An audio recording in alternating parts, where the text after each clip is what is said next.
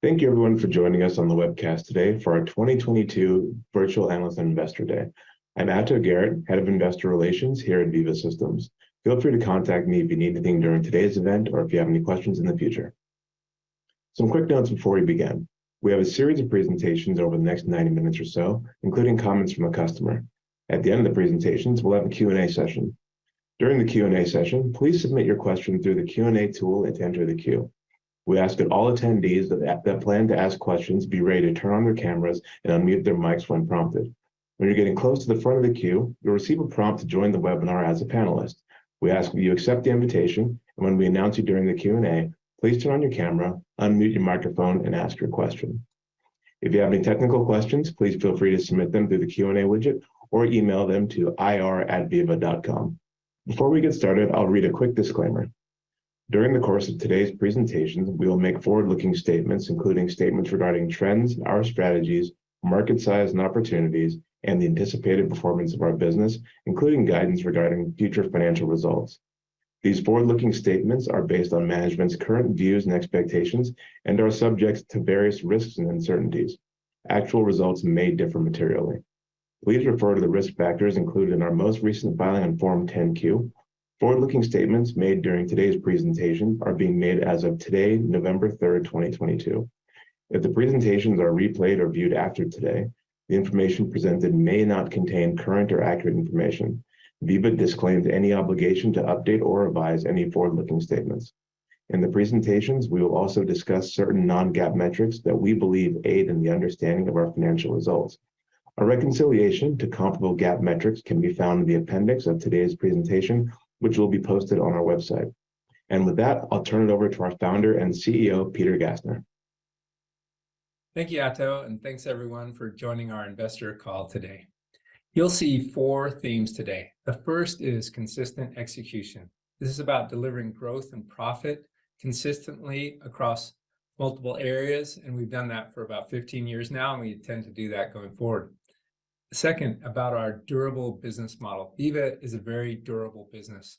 Our products are sticky, they fit together, our data and our services, they all fit together, and we have strong customer relationships.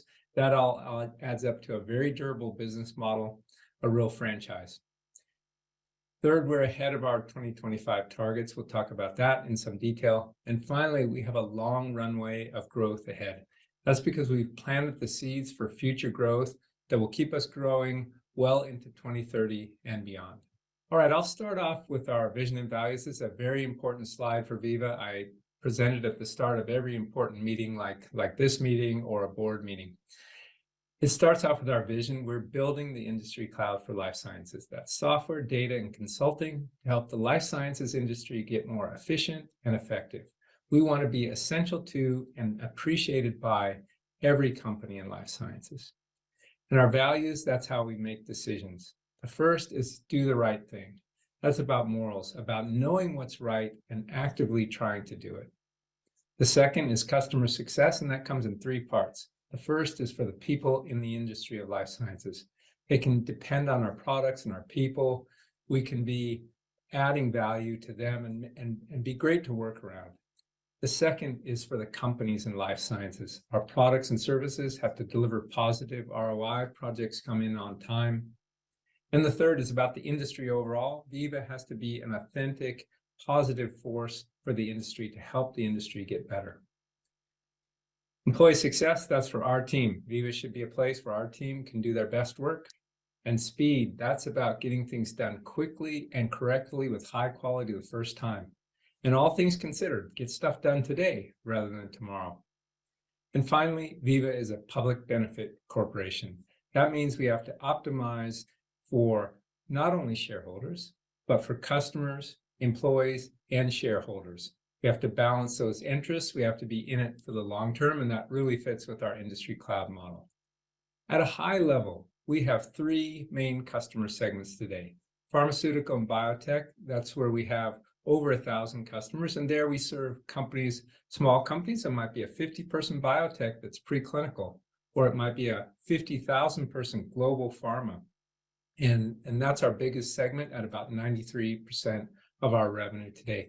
MedTech, that's for Medical devices and diagnostics, that's a newer area for us and a growing area. And then consumer goods.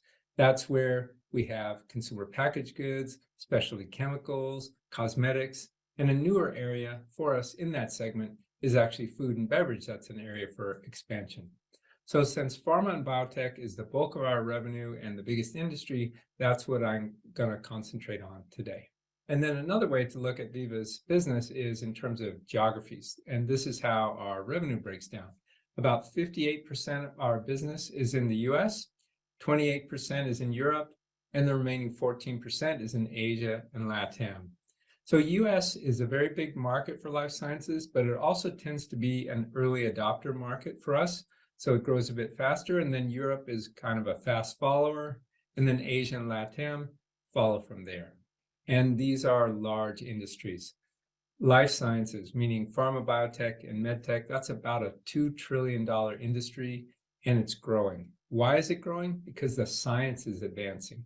Personalized medicine, cell therapy, gene therapy, advanced diagnostics, and medicines like Keytruda from Merck that are curing things that couldn't be cured before and treating things that couldn't be treated before. So it's a growing industry, it's a big industry, and we want to be the most strategic partner to that industry with very industry-specific software technology, data, and business consulting to help the industry be more efficient and effective.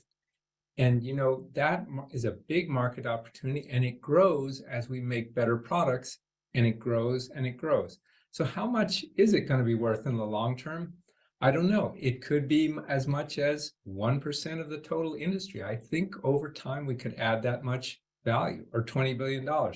But we don't know. We really have to work it out as we go. And what's really going to make a difference is how we execute along the way. And that's what we're going to focus on. When we talk about the industry cloud, there are three main things that fit together. That's software, data, and consulting. Certainly, we started in software, and that's where the bulk of our revenue is.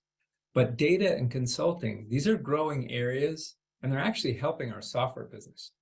So in terms of product areas, for Development Cloud, that's our software for the R&D and quality area of life sciences.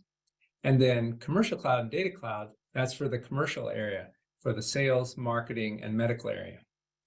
Now, all of this is supported by our business consulting team, and consulting is a growing area for Veeva.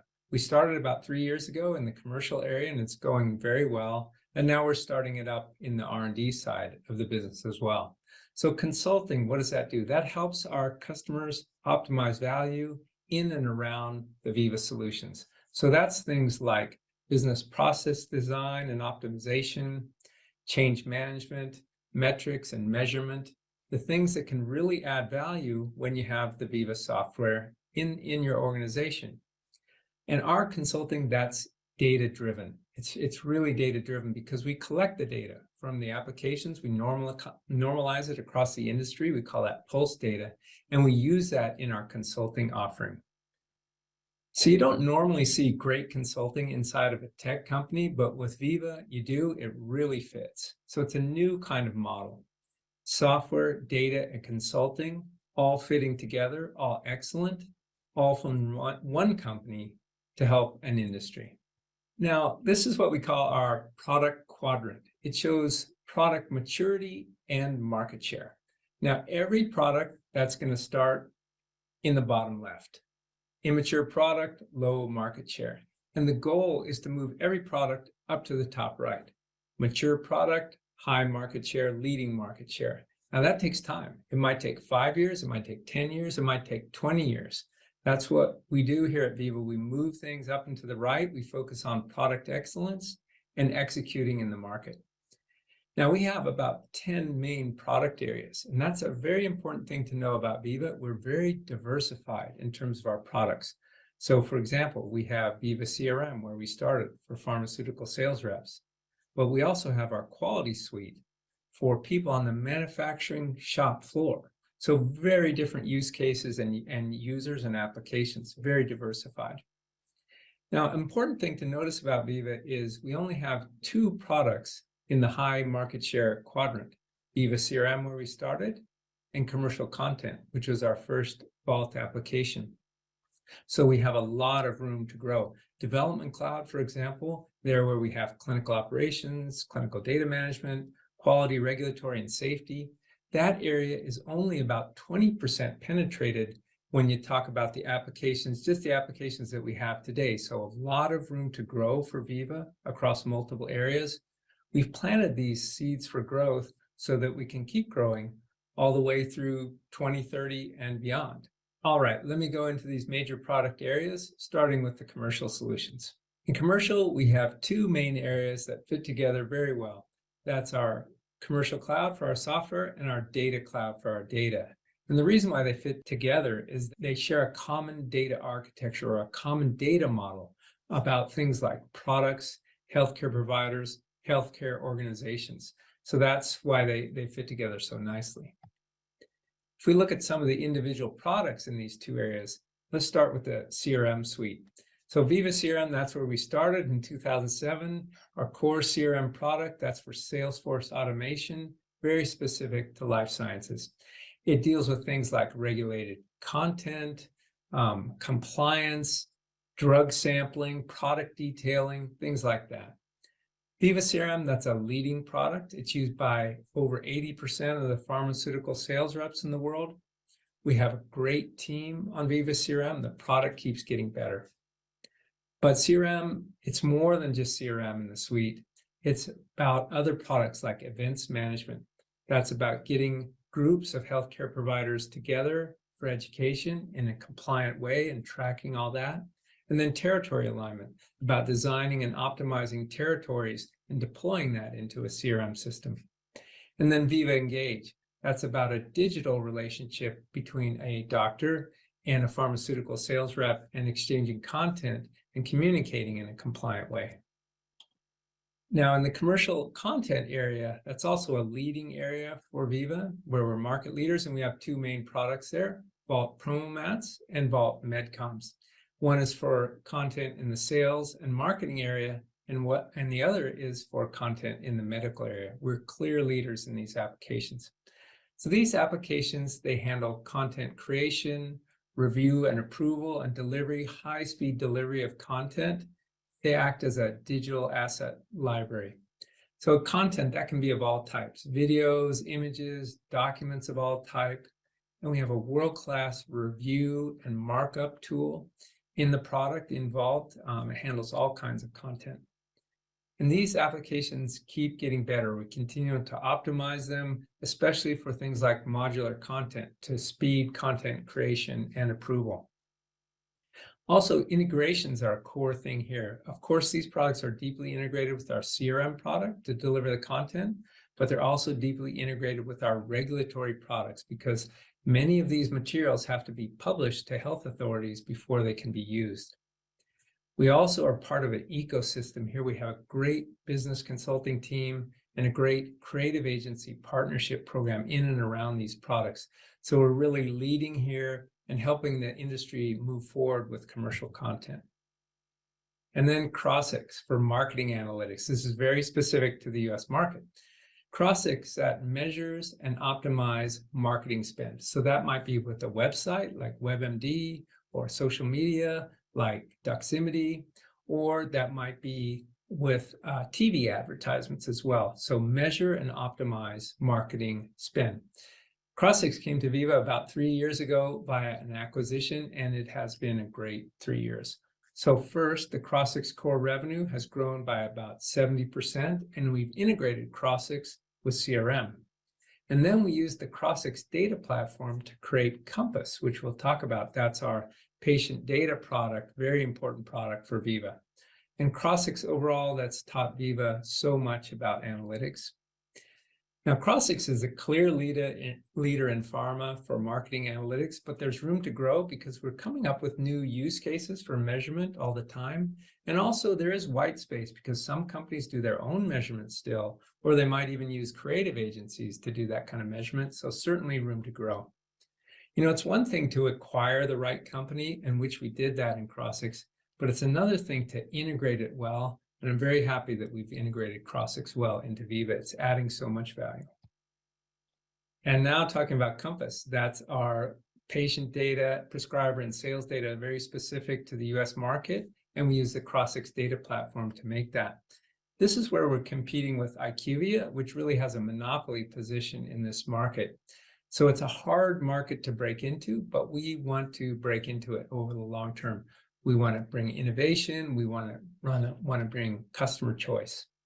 So the patient data is available today, and we're working with early adopters, and that can come in the form of small biotechs, or it might come in the form of specific use cases inside of brands, inside of larger pharma companies. So we're growing and learning with these early adopters, getting to product excellence, and then we'll move from there into the prescriber product and the sales product.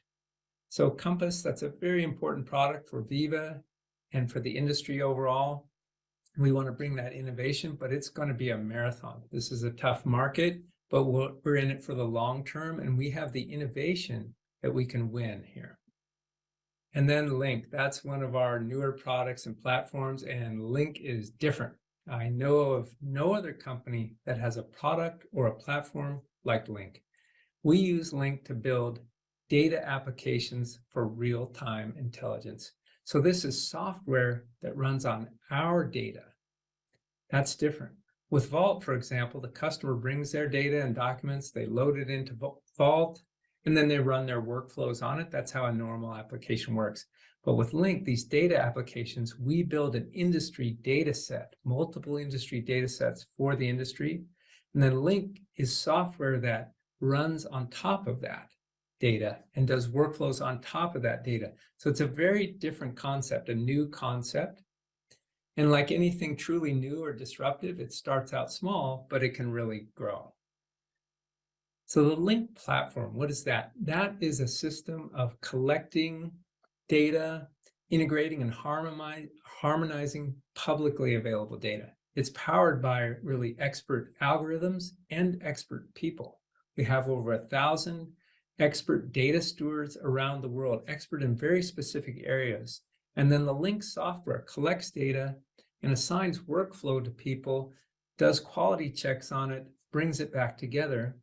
And then the Link software also learns, and so it can automate certain parts of the process as it goes along. It's a very powerful platform. It's something we've been building for about 5 years now and unique to Veeva. Today we have 4 Link applications, one established one, that's Link for Key People, and 3 newer ones that are brand new, just some of them not even entering the early adopter phase yet, but we've announced them. So Key People, what is that? It'll make Link real. That has deep profiles on the most important key opinion leaders to life sciences, so about 3 million people around the world. We make these deep profiles and keep them up to date. We get the data from a variety of sources, publications, websites, all kinds of social media, things like that. And the Link platform brings that together, harmonizes it, publishes it daily. Now, Link for Key Accounts, that's about health systems and hospitals around the world. What are their policies, procedures? How are they changing? What are they doing? We're in the early adopter mode with that. And then we have 2 newer products. That's Link for Scientific Awareness and Link for Medical Insights. This is about brands and compounds, about the awareness out there in industry of your products. How is your messages getting out? How is the adoption going, the thought leadership, and what messages are resonating, but not only about your products as a pharmaceutical company, but about other products, competitive products. So Link is true innovation, and it could be big one day, and it's just getting started. So to give you perspective of how early Link is, the subscription revenue run rate for Link right now is only about $30 million. Now Link's a big opportunity, so we're clearly in the early days. All right, let's move to the R&D area.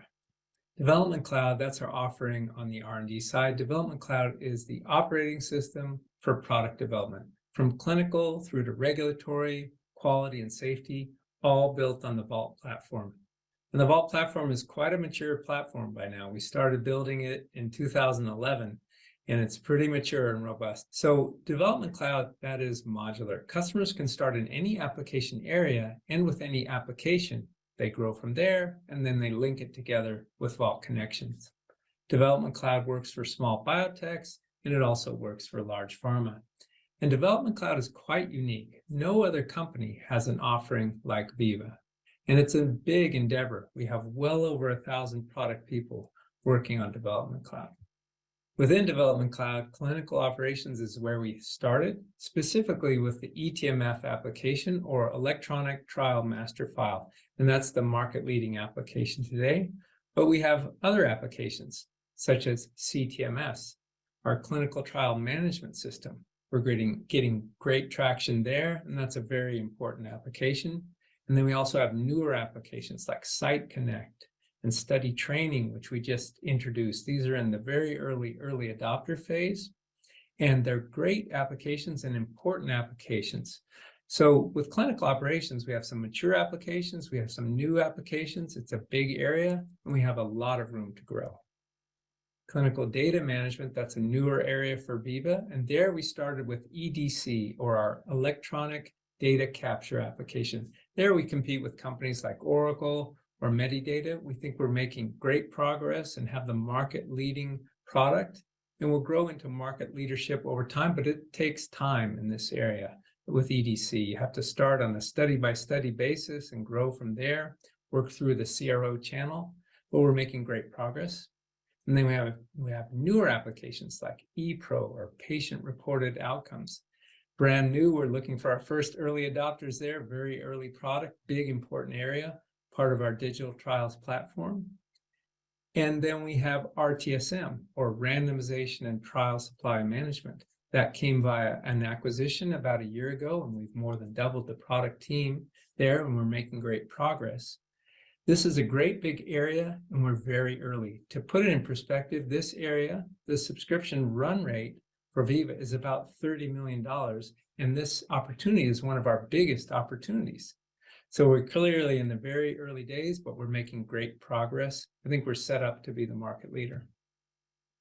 For regulatory, we have our RIM suite for regulatory information management, and that's quite a mature product set. It's the industry-leading product for regulatory, but there's still a lot of legacy to replace because these are hard and difficult implementations, and the customer has to be ready to do it. So for example, at a large pharma, we may replace 30 or more legacy systems, custom systems, package systems, and all the integrations between them. So that's a lot of work. So there's a big mess to clean up in regulatory, and we're working our way through that. We have a great product and a great product team. Quality, that's a really big area for us. We have some mature products like Quality Docs, where we started, certainly our industry-leading product, QMS, which is getting quite mature now, and we have a lot of implementations going on. And then we have newer products like training and validation and QC LIMS for the automation of the quality control lab, another really big area that's dominated by legacy software, very important area that we want to bring to the cloud. So there's a great big area of life sciences for Veeva, this quality area dealing with the manufacturing environment. And we're the only company that has an integrated suite of all these applications, and we're making great progress. And finally, safety. We're off to a good start with safety. This is a big, important area, a critical area for life sciences. Big news here, we recently had our first top 20 go live with our core safety processing. That was a difficult implementation. It was a hard go live. We had to mature the product a lot. We had great partnership with this early adopter customer. They spoke at our summit and were very happy with our progress. And when they spoke at our summit, boy, a lot of other companies were listening because they'd like to modernize their safety system as well. So we're focused on the core safety processing here, adverse event processing. We also have safety docs, which is for the document workflow in and around the safety process. And then over time, we'll bring out a signal application. That's an analytic application to look for signals in the adverse event data stream, signals of safety. So safety is early and it's an important area. We're off to a great start. All right, I'll show the product quadrant again as a summary. So 10 main application areas, and 6 of them are very early in their product maturity and their market share life cycle. So plenty of room to grow, especially in areas, big areas like clinical and quality and Compass. So that's why we're confident in our growth ahead. because we've planted these seeds for growth a long time ago, and now they're starting to mature. So now I want to take a different lens on our products, a platform lens. So product excellence, that's a core part of Veeva, and our platforms are key to that. So very robust, highly specialized platforms, those are the key for building great applications and doing that in a very efficient way. These platforms bring us strategic advantage. It's how you get things done faster and better, and it's a very efficient model if you can get it right. And it allows us to build applications that fit together and operate in a consistent way, and that's better for our customers. So Vault for content management and data and the workflow in and around that. This is a very mature platform. It's powering our development cloud and our commercial content area. And there's a lot of new innovations coming in Vault. So things like custom bots for advanced automation and a direct data API for extremely fast data exchange that can be used for system-to-system integration, but also used for machine learning applications. It's a lot of new innovations involved. And then the Link platform, we talked about that, for real-time intelligence, for building those new kinds of applications, those data applications. So that Link platform, an elegant mix of people and algorithms working together, and the machine learning on top of that. We've been working on that for about 5 years now, and that's really coming to fruition. And then the Crossix data platform. Here's where we ingest privacy-safe patient data and link it in a patented process, highly accurate linking across multiple data sources. And we use that to power not only Crossix, but also our newer data applications, Compass. So I've been involved with platforms for a long time now, at PeopleSoft, at Salesforce.com in the early days, and now at Veeva. I'm very happy with our platform strategy. It's a core asset for Veeva. Now, it's interesting to look at platforms in a different way, by the percentage of Veeva revenue that they power. So Vault applications now, they power about 60% of the Veeva revenue and growing. Salesforce.com platform, where we started, that's about 30% of our revenue focused on the CRM area. And other platforms like Link and Compass, those are growing, so they power about 10% of our revenue. So this Vault platform has been very successful. You know, when we went public about 9 years ago, Vault was less than 5% of our revenue. Now it's 60% and growing. So we know how to do platforms, and that's a core asset for Veeva.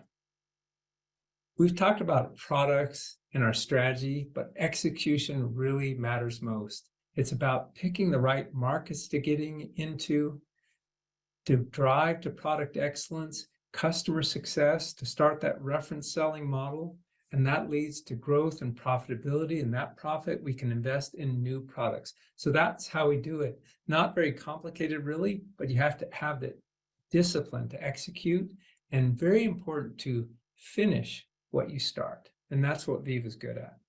And we've been executing really well. In 2015, we picked a $1 billion revenue run rate goal for 2020, and we reached that about 1 year ahead of time. And then in 2019, we picked a new goal, a 2025 goal of a $3 billion revenue run rate.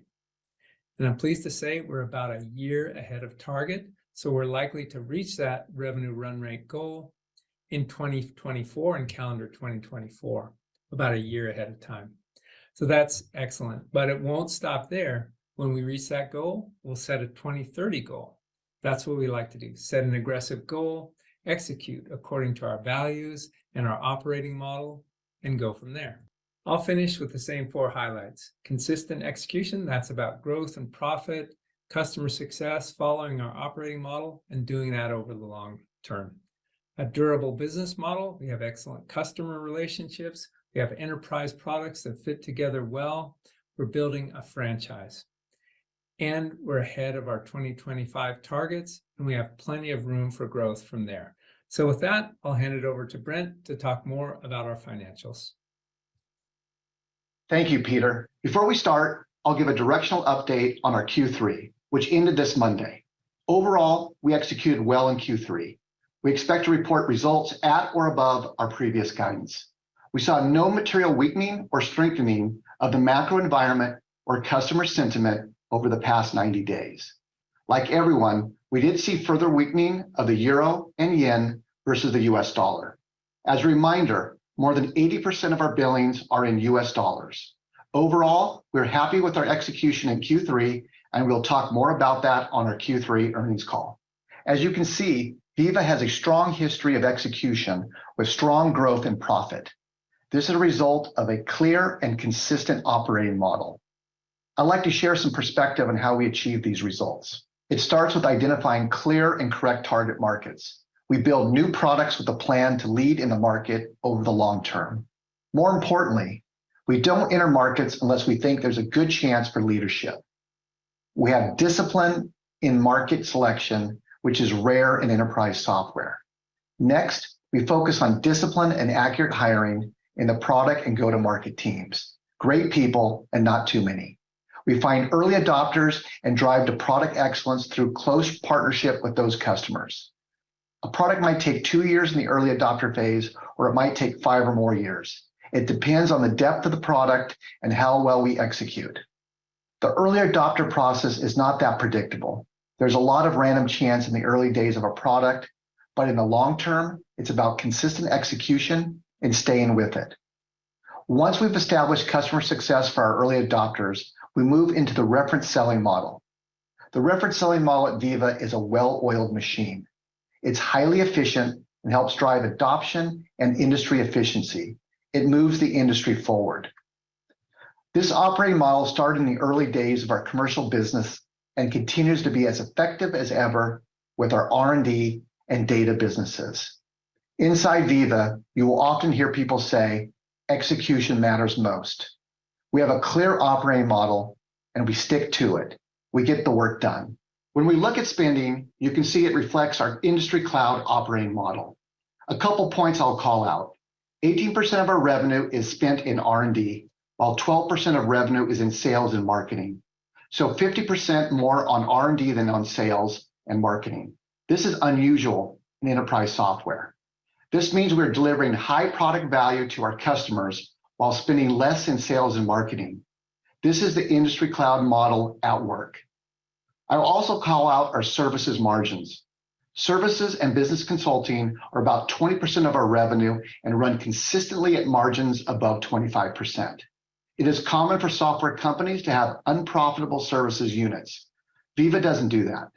We have discipline in our services and business consulting practices and run them at healthy margins.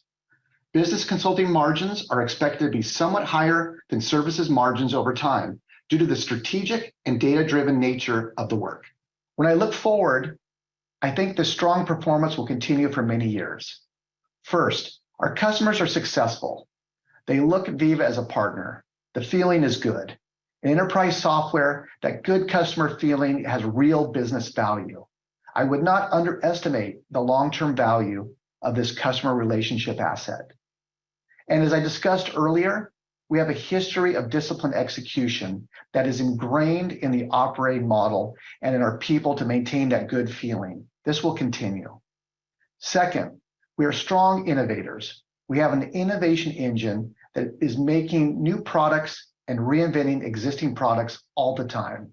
For example, we continue to see valuable innovation on our market-leading products like CRM and also the work on the Vault platform. We also have many newer products in the market and that have significant room to grow, like Safety and Compass. And we're bringing groundbreaking innovations to market, like the Link platform. We also innovate and grow through targeted acquisitions, Zinc, Crossix, and Veracity Logic. We don't do many acquisitions, but we execute very well when we do. If we look at the product quadrant again, there are 10 large families of products on this slide, and 8 of them are in the lower half of the market penetration, including all of our largest opportunities. These are seeds of growth that are already planted and are starting to grow. I'm confident we'll add more in the coming years. We expect Veeva will be profitable and growing company for far beyond our 2025 $3 billion revenue target. I'll give a brief update on our TAM. TAM is not a metric we manage to internally. When we enter new markets, the full extent of TAM is often not really known. We learn more as we build excellent products and innovate in unexpected ways, which expands our TAM. An example of this is Veeva Link. We think it is going to be quite big, but we don't really know how big yet because it is early. We're not making an adjustment to our $13 billion plus TAM this year. As we've discussed today, we do think we're adding to our market opportunity through continued innovation, and we expect to increase our TAM in the future when we have a clear view on the size of some of our markets we're entering and creating. Our product planning and execution is producing results. As Peter highlighted, I'm happy to say we're tracking about 1 year ahead of our 2025 targets, which calls for a revenue run rate of $3 billion and an operating margin above 35%. We are executing well across both commercial and R&D, which are both tracking ahead of our 2025 revenue targets. It's just consistent execution across the board in R&D and commercial, in enterprise and SMB, and in the US and international.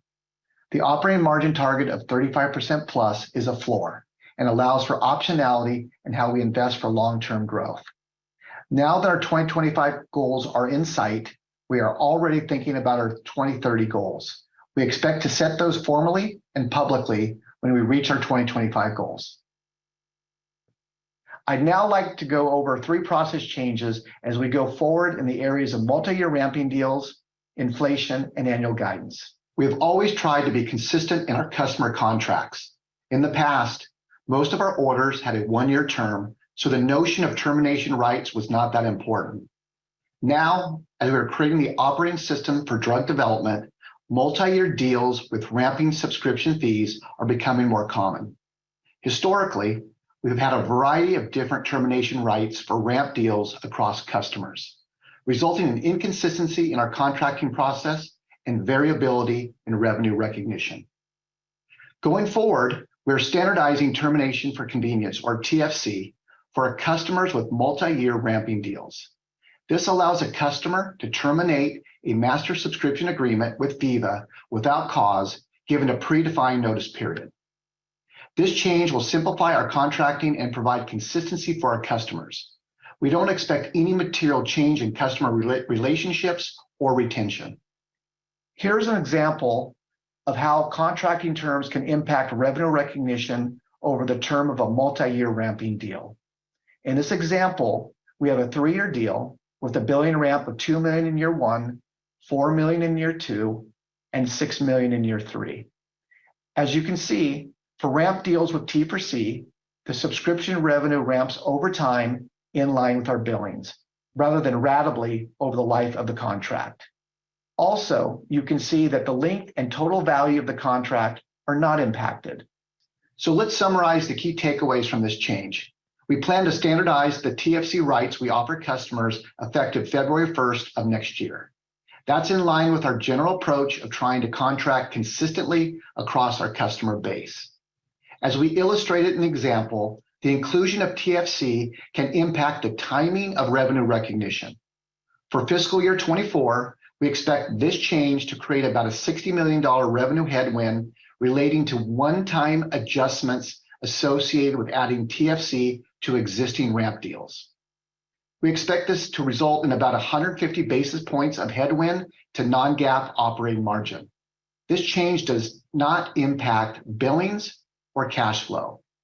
Once through fiscal year 24 and fiscal year 25, subscription revenue growth will be more aligned to billings growth and more representative of the momentum in the business.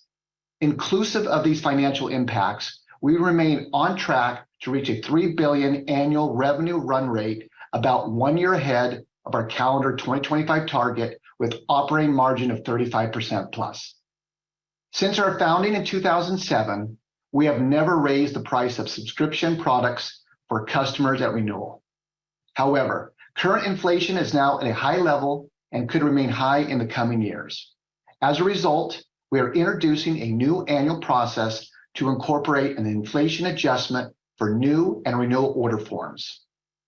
The annual increase will be the lesser of CPI, or 4%, and the first increases will start April 1 of 2023. We think this pricing adjustment reflects a reasonable and balanced approach to managing the current inflationary environment. It's a predictable approach for customers.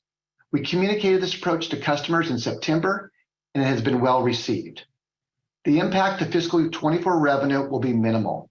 It will take a few years to roll out across our customer base due to the timing of the inflation adjustment, the timing of customer renewals, and the contracting terms of specific customers. As it related to fiscal year 2024, we will provide our first look at fiscal 24 guidance on our Q4 23 earnings call. This is a change to prior years, where we provided an initial guide on a limited set of metrics on our Q3 earnings call. This is a new approach to our annual guidance and one that we will continue going forward. Having the extra quarter to refine our guidance helps us focus on execution and provide more accurate guidance. We are creating the industry cloud for life sciences by bringing together software, data, and consulting. This is something that has not been done before. We are building industry-specific products and services that are supporting our customers' most critical activities. These are not discretionary areas of spend for our customers. With our software products, we are creating new ways of working that speed drug development and commercial operations. Our data solutions provide insights and information that optimize our customers' activities and use of technology. Consulting brings it all together by providing unique insights based on information from our software products backed by data. We have an excellent team, a deep team, a very durable business model that will support Veeva's growth as we execute on the large opportunity ahead of us. With that, we are scheduled for a 10-minute break before we turn to Paul to get a customer's perspective.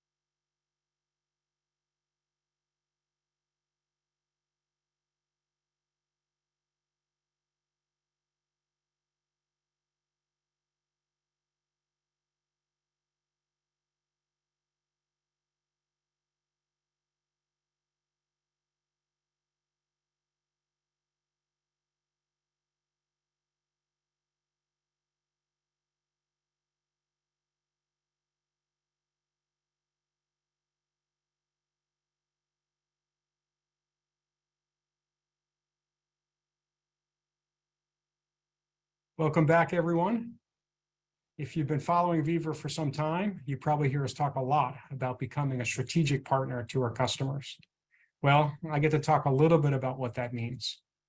And I get to introduce you to one of our customers who's going to share her view on the important role that partnerships play in executing on her strategy and how Veeva has grown into becoming one of her most strategic partners. At the highest level, we think about strategic partnerships as becoming essential and appreciated. And that means powering some of our customers' most critical business functions with modern technology, with data, and our expertise. And it's about gaining the confidence and the trust in our customers to go Veeva first. So you heard Peter talk about it briefly as he was referencing the long-term partnership that we just signed with Merck. That announcement, of course, is a big milestone, and it's the first of its kind.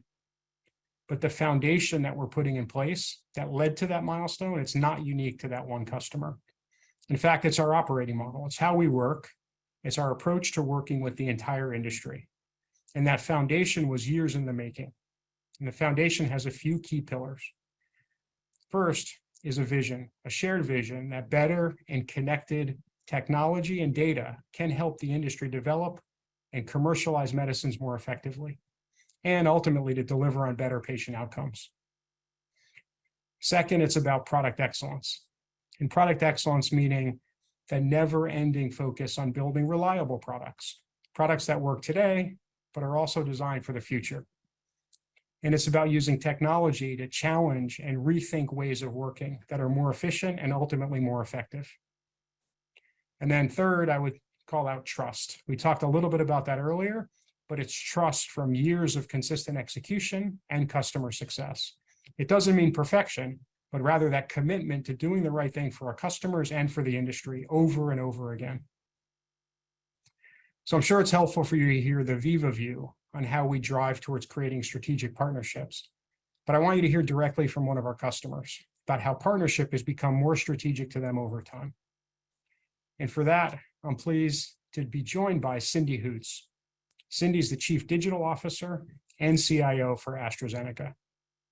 Cindy leads the strategy and the execution for how AstraZeneca uses technology globally to impact their business performance, but ultimately with a focus on driving better patient outcomes. Cindy joined AstraZeneca about 3 years ago, and after a very long career of senior digital and IT leadership roles at some of the world's leading companies like BAT, Mars Incorporated, and Unilever. Thank you so much for joining us to help our investors get a deeper understanding of our partnership. Welcome, Cindy. Great to be here. Thanks for inviting me. So many people probably know AstraZeneca as a strong bioinnovator, given your long history in addressing chronic diseases, your evolution into oncology and in the rare disease, and then more recently in your fight against COVID-19. And your company has a vision, in your words, to address some of the biggest healthcare challenges facing humankind and to change the lives of billions for the better. And Cindy, that's where I'd like to start. What do you view as your and your organization's role in helping your company advance this remarkable vision? Healthcare faces challenges all over the world. And as the burden of disease grows and the population is aging, the health needs of billions of people remain unmet. We believe that science is the key to help unlock the answers to these healthcare challenges. Empowered by digital and data and AI, we're seeing that science is accelerating our understanding of these diseases. AstraZeneca is harnessing science to create novel therapies and vaccines with the goal of helping people with chronic conditions live better, more fulfilled lives. We're also redefining cancer care and pioneering treatments for rare diseases. And from an IT perspective, we're ensuring that we're using the most modern technology possible to advance science and help to drive better patient outcomes. Given that, can you elaborate more generally on the role partners play in executing your strategy? Having the right strategic partners is really key to our success and the realization of our vision. The world is getting more complex, and to be successful, we're looking to work with a select number of very strategic partners. We're moving to a much more platform-based approach that will allow us to gain greater leverage connectivity, as well as scale. Vault's a great example where we've been able to scale the platform across many of our development and quality processes. This has streamlined how we operate globally and empowered our business to work collaboratively across functions. Focusing on a smaller number of highly strategic platforms allows us to invest more deeply into those partnerships and to build more robust and strategic relationships. We're able to go broader and deeper while simplifying the overall user experience. Recently, we've made a lot of progress in simplifying our technical estate and reducing the number of applications. We now have fewer, more strategic partners, and this simplification immediately unlocks value by creating greater speed and agility. There's still more to do, but together with our partners, we've put in place a strategy and platforms that are allowing us to accelerate innovation. So I want to drill in one level deeper. Can you share how Veeva fits in? Absolutely. Veeva is one of our strategic partners. We have a shared holistic vision that's centered around the end-to-end patient journey. Our partnership with Veeva started about 8 years ago in our commercial business. And today, Veeva CRM is the foundation of our omni-channel customer engagement and a key component of how we interact with healthcare professionals. We then began to implement applications across the clinical space. And in 2020, we went live with Vault Clinical, which enabled a major shift for us in how we operate and allowed us to streamline our clinical processes. And we're continuing to work together to further innovate in this space.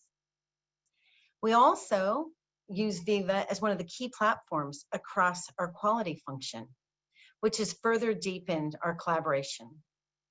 Vault, Quality Docs, and QMS allow us to ensure that quality is at the center of our manufacturing as well as our development processes.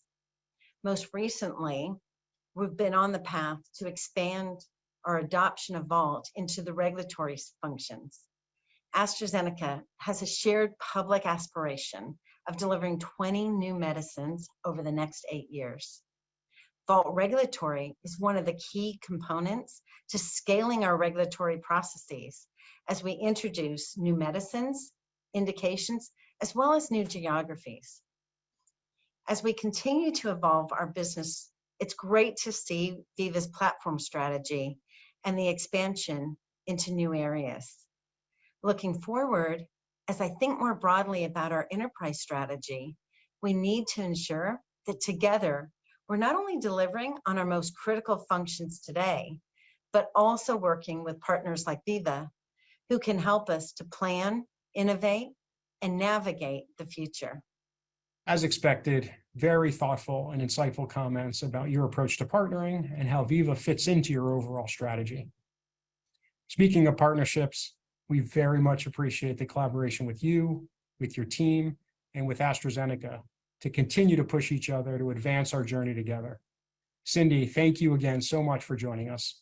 Thanks so much for having me and for our continued partnership. So you heard from Cindy that our partnership, like most relationships, has evolved over time. But not every relationship evolves into something that's strategic. It has to have the right key ingredients. And for Cindy, that was starting small in a few key areas and building success.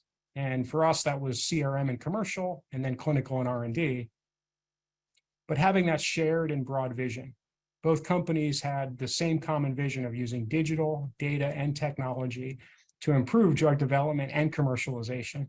And that shared vision led to significant expansion across AstraZeneca with a much higher purpose. And then finally, it requires the right and modern technology. And Cindy's driving the shift to fewer, more strategic platforms. She described the leverage and the connectivity that they get from the breadth and the depth of the Vault platform. And with that, expansion and innovation in new areas, such as new Veeva products, for example, only increases that leverage and the opportunity for our customer. We're in the early stages of a multi-year journey with many of the world's leading pharmaceutical companies. We strive to continue to have our customers look to us to collaborate very closely with them, but also to help lead the way. With that, Peter, I'll turn it back over to you.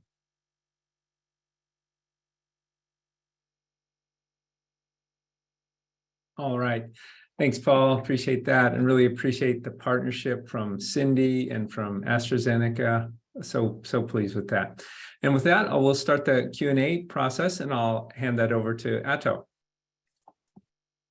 Thanks again for everyone participating in our virtual Analyst and Investor Day. As a reminder, when you're at the front of the queue, you're going to receive a prompt to join the broadcast as a panelist.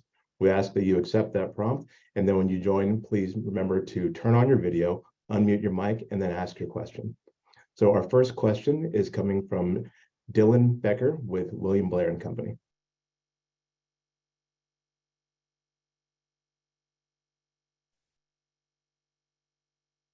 Hey, there we are. Thanks, guys. Appreciate all the color today. Maybe wanted to hammer in on one of the areas that was a little surprising to me too, around the quality segment. Peter, been an area you guys have highlighted on a number of recent calls, but I think it's still relatively tied to that lower quadrant within that space. So maybe can we help dig in and understand the opportunity better? I'm sure it's more than pure digitization of the data workflows here, but what are you doing in quality particularly to drive that sustained success and momentum? And then where do we think that growth runway can look like and what that solution can look like from a penetration standpoint over time? Yeah, quality is an awesome area. I love that area. So, we started in an application called Quality Docs. That's what you would consider SOP management or standard operating procedure management. Okay, there's a procedure in there for cleaning up a certain machine that might be very critical, right? The change control around that, the ability to track who knows that. That's where we started. And then QMS, right? This is the quality management system. Things like what's called CAPAs, deviations, when you have a quality problems, how you track and resolve that. So those, by the way, never had been done together in a common data model by any software vendor because of very, very different applications. You can't do it unless you have a platform like Vault that both handles content and data. You can't do it. So we did that. Now, then we put training in there. Training is a super important thing in a company like, for example, AstraZeneca. Can you imagine the criticality of training? And now we're adding what's called QC limbs in there. We're just looking for our first early adopters there. That's maybe the biggest application of them all in the quality area. That's for the workflow around testing during and after the manufacturing process, quality controls. Because when you're making a medicine that goes into the human body, you better believe that's tested rigorously, right? I think for very obvious reasons why that has to be tested. And if you look at the complexity of the medicine manufacturing process now, this is absolutely, and the economic impact, not to mention the social impact, like this is super important. So that's why I'm excited about quality. And that's why you saw it in the lower quadrant, because the application, for example, that we just introduced, just looking for first early adopters, is actually the biggest application of them all. So, what this leads into, I'm sorry for going long on this, but when we had our customer summit recently, and we had the head of quality for actually, I believe that was AstraZeneca, talking on the business side, what they explained is this quality system can improve quality at their company by developing a quality mindset. So it's that strategic, and that's as strategic as you get. Not to mention, most likely in a big pharma, this quality suite will replace probably at a minimum 40 separate applications and maybe up to 100 different applications. Wow. And you think about how that can, that's why it takes a while to do, but also that's how there's tremendous efficiency when you replace that many applications. So right. Sorry, you asked a short question, you got a long answer, but I love the quality area. No, appreciate the thoughtfulness there. Maybe one other one is, if I could, you talked about the strength recently in business consulting, having been around for a couple of years, maybe Peter and Paul, how you're thinking about that, adding value to not only the commercial piece, but I think you announced that you're doing it and moving it into the R&D side as well. How does that help position you and think about kind of adoption and innovation going forward there as those use cases in particular are emerging themselves? Yeah, I'll take that one. So that is a great question. Like, I view those as the three pillars of Veeva: software, data, and consulting on equal footing. That's how important consulting is. Business process consulting to help get value in and around Veeva. Our customers are really asking for that. And the difference is it's coming from a company that they have a deep relationship with, that really knows the industry. And our consulting group is powered by the data in our applications. So over time, we will know, well, what is the average time to start up a clinical research site in the US in the oncology area? Let's just say it's 2 months for an example. But then we could work with the customer, but your process is actually 4 months, or your process is actually 6 weeks. That's value that we can bring. So that's why consulting will permeate Veeva on all areas, just as data will permeate in all areas. But of course, where we started is software. And so that's, revenue takes time to build up. So that's where we started. So really excited about that. That was a very strategic move by Veeva 3 years ago. And it's going very well. Very helpful. Thanks, guys. Appreciate all the color today. Thanks. Thanks, Dylan. Really appreciate your question. Our next question will be from Ken Wong with Oppenheimer Securities.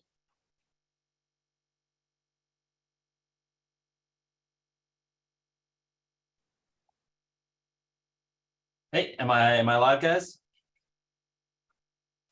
Yep, Ken, thanks for joining the broadcast. All right, fantastic. Maybe this first question for you, Brent, wanted to just dig in on the termination clauses. Just wondering kind of what spurred these clauses in terms of how we should think about the ramp deals, like any change in the trajectory of ramp deals. And then just lastly, on the billings cash flow side, fair to assume that nothing changes there, no impact. So as we're thinking about 24 and beyond, that kind of those estimates should largely remain unchanged.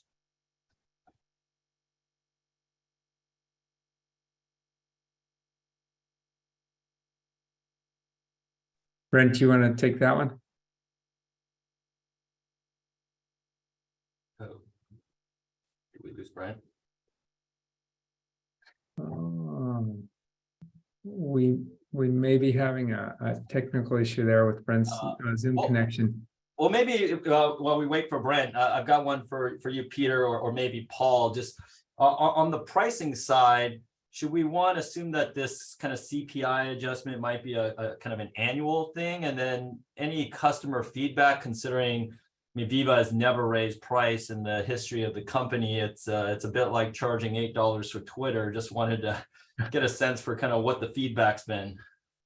Well, it's a good question. Now, I would say I've never heard Veeva been compared to Twitter, but that's a first, and that's okay. We're not judgmental here.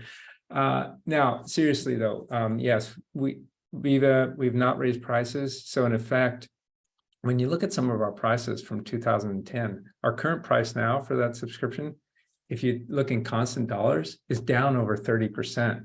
So we've actually been, you could consider it as lowering prices. With inflation running high, that just can't continue forever. And I think what our customer feedback has been great, because we did it in the Veeva way. We communicated well ahead of time. It was very structured, very moderate, easy to plan. So I'm really happy with our approach there. Brent, I answered the question on the inflation, but I'm going to let you answer the question as it relates to the TFC. Yeah, sorry about that, Ken. When you were brought in, I was dropped as a panelist somehow, so I'm back. So regarding your TFC question, so why are we doing it? It's really about consistency and clarity in our customer contracting. We haven't seen any sort of uptick or anything like that in TFC, or really any change in trajectory of multi-year deals.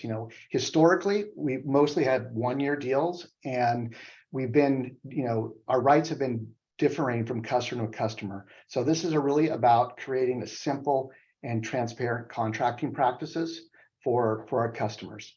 And then how this will play through, if you think about it, it'll just be a one-time adjustment to subscription revenue in fiscal year 24. No impact to billings or anything like that in fiscal year 24. And then you kind of get back on track as you look at fiscal year 25 billings and revenue on a dollar basis should be more normalized. The growth rate will normalize as you get through that period in 26, if that makes sense. Yep, it does. Fantastic. Thank you guys for the insights. Sure.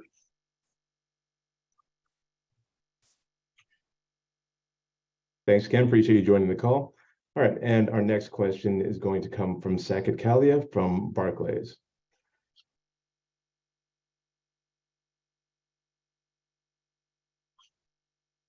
Okay, great. Can you folks see me and hear me? Yeah, I can see you. Yep. Okay, excellent. Okay, guys. Well, hey, thanks so much for taking my questions here and for hosting this. A lot of good stuff to chew on. Brian, maybe for you, just to pick up on that last question with TFC, I just want to make sure I understand the path to the earlier target in conjunction with the TFC adjustment. You touched on it a little bit there, but I just want to make sure I understood. So it looks like I think TFC could be a few point of total revenue headwind in fiscal 24. So I guess the question is it fair to assume that we should model revenue acceleration then in fiscal 25, and then to the early point, really no impact to billings growth or cash flow through that time? Is that kind of the right way to think about the revenue sort of path, if you will? If you're talking about from a growth rate perspective, so the mechanics of it is there is a adjustment to 24, so subs revenue in 24 will be lower than it otherwise would have been related to this adjustment, and then in 25 there is no such adjustment, right? So then you're kind of back on track, and that's why when I look at fiscal year 25 and I look at our ability to hit the target, about a year ahead, there's not a material impact related to TFC, if that makes sense. That does. Yeah, that's really helpful. And then maybe a question for you, Peter, just on that inflation adjustment. I just want to be clear. Is it fair to say that pricing adjustment, again, which is so transparent, so easy to plan for, is that going to be something that happens across the portfolio? I mean, I think a lot of times we've thought about just the value that we've kind of focused that pricing discussion on commercial cloud historically, but I just want to be clear. This sounds like a pricing adjustment that would happen across the entire portfolio. Is that right? Yeah, it's across the portfolio. Now, this relates to subscription products. Of course, our professional services and consulting, we've always adjusted those as needed on basis, right? That's supply and demand and costs in a region. So this is really what we're talking about is subscription prices. Yes. So it's not specific to any product. It's across all the products. Makes sense. Very helpful. Thanks for taking my questions, guys. Thank you. Thanks, Saket. We appreciate you joining the call. All right, and our next participant is Gabriela Borges from Goldman Sachs.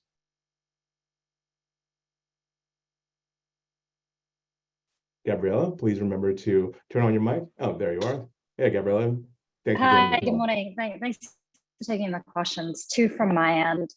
The market share data that you're sharing with us for the quadrant slide, when we think about the 6 applications that are earlier in their market share journeys, give us a sense, are there a couple that you would say you have higher confidence in getting to 80%?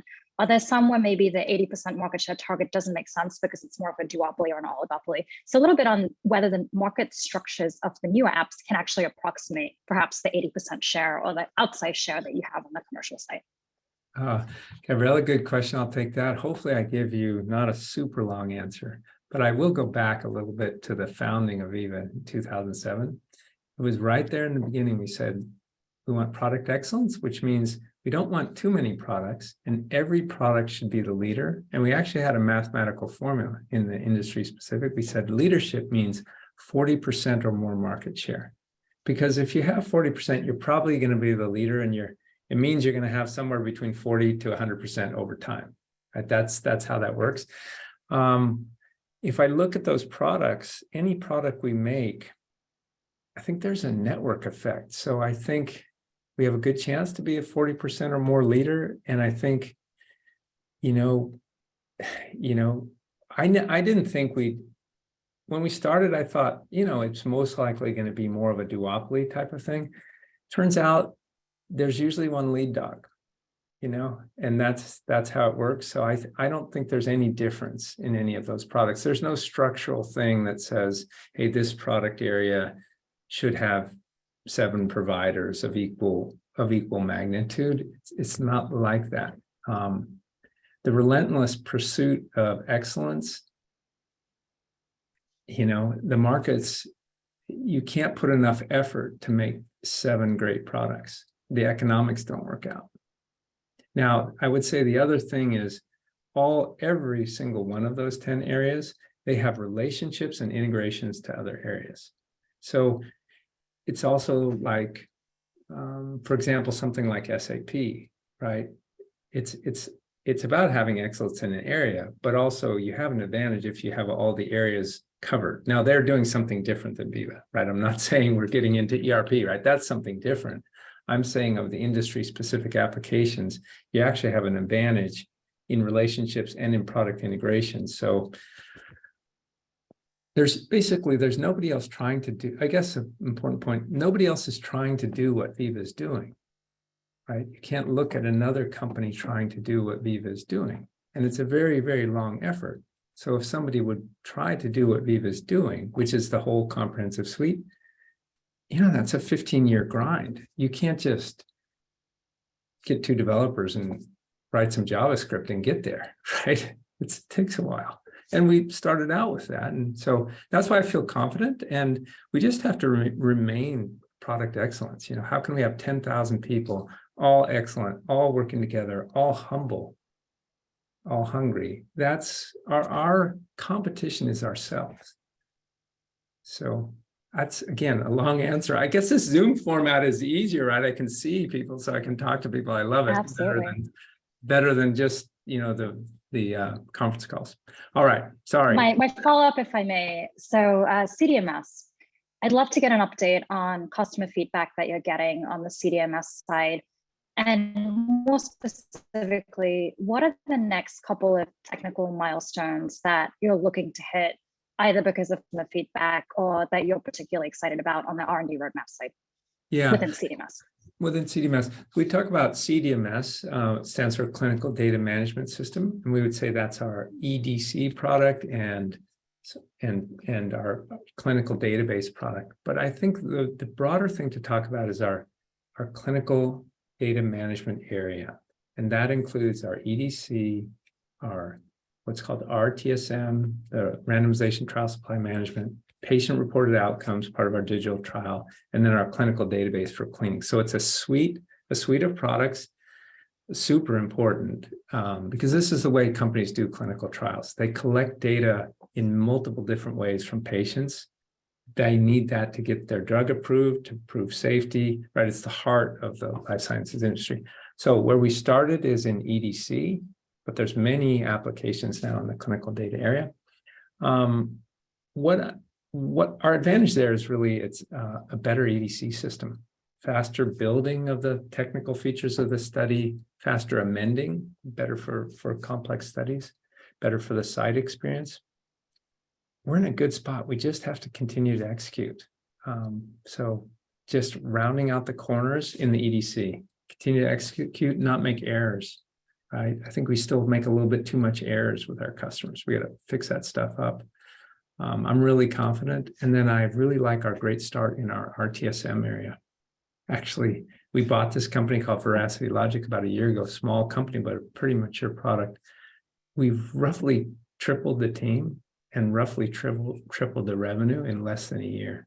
And that just shows that if you show up to your customer with a partnership approach and more products that fit together, you're better off. So and also like the CDB, what we call the clinical database, that brings in data from all different areas and allows customers to do cleaning. And it's data that might not even come from a Veeva application. That's unique to Veeva. Nobody else has something like that on the market. So there's where that's a real innovation. So excited about that area too, actually. And Peter, your comment on errors, is that just a question of maturity of product and getting more more filtering on the data, or maybe just explain that a little bit more? Oh, and I don't want to make too much of a big deal about that because everybody has errors, but it's maturing our product and our services process so that we, sometimes you'll have a product and it can have a little hole that your people can fall into and make an error. You got to, close that off in your product so people can't fall into there and make an error. Now, we've never had I'm not talking about an error that stops a trial or something like that. It's just an error that causes us to do some rework and some delays, and I don't want to have any of that. Now, to be fair, all the EDC systems out there, they have that. The industry's gotten used to having that, but it's not clean. I don't want any of that. That makes sense. All right. Thank you for the thoughts. Thanks, Gabriella. Thank you, Gabriella. And next attendee will be DJ Hines from Canaccord. Thanks for joining, DJ. Hey guys, thanks for having me. Thanks for doing this. Gabriella beat me to the punch in the CDMS questions, but it's actually a good segue to, I want to get a little bit more pointed there. It's a part of the business that I'm excited about. Peter, for you, just curious, look, it's been 3 years since Metadata was acquired. I'm curious, like specific to that customer base, like what are the opportunities that you're seeing there? What are you hearing from, potential customers that may look to cut over? And then the follow-up question there is just like, what's the timeline that we should be thinking about measuring your success in CDMS? Let's see. What am I seeing there as it relates specifically to metadata? I'm not seeing particularly any changes for the better or worse. They're a strong competitor. I'm not seeing tremendous innovation there, but they're a strong competitor. They're certainly the market share leader there. I feel like we have advantages, deep structural advantages, deep ones.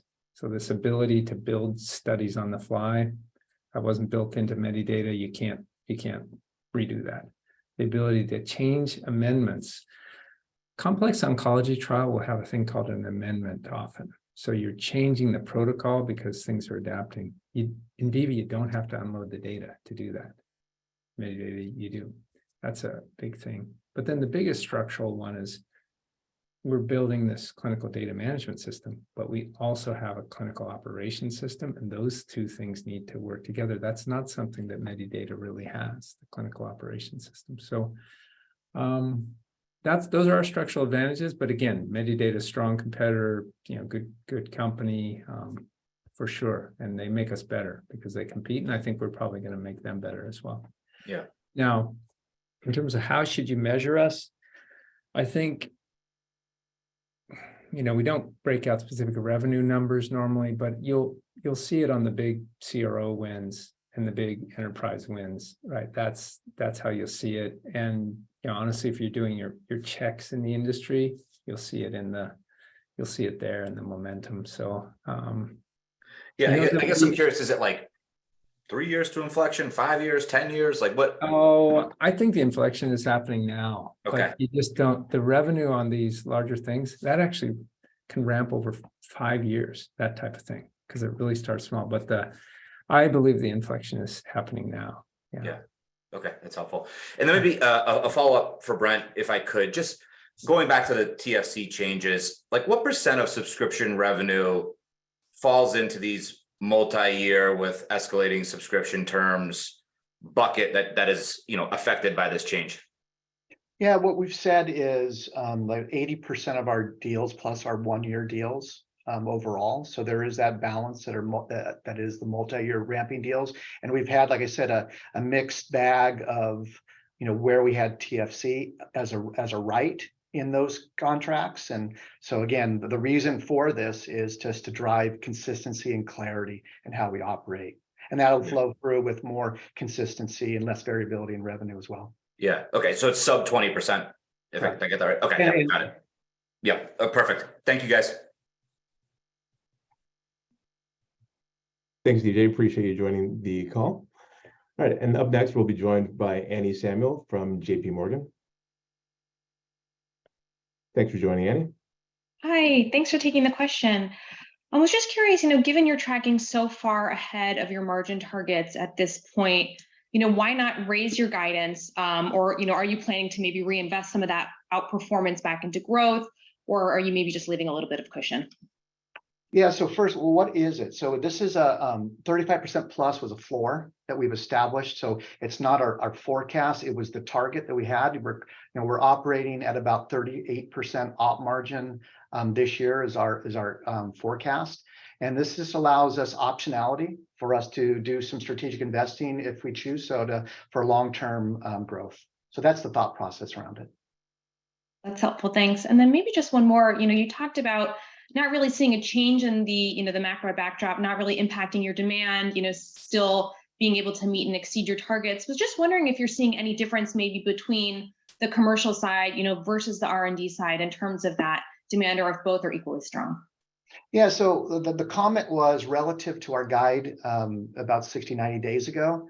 We haven't seen broadly any improvement nor weakening relative to that. So it was just kind of that's the broad statement that we've made. Thank you. Yeah, of course. Thanks, Annie. Thanks again for joining the call, Annie. All right, and our next question is going to come from Stephanie Davis with SVB Leerink.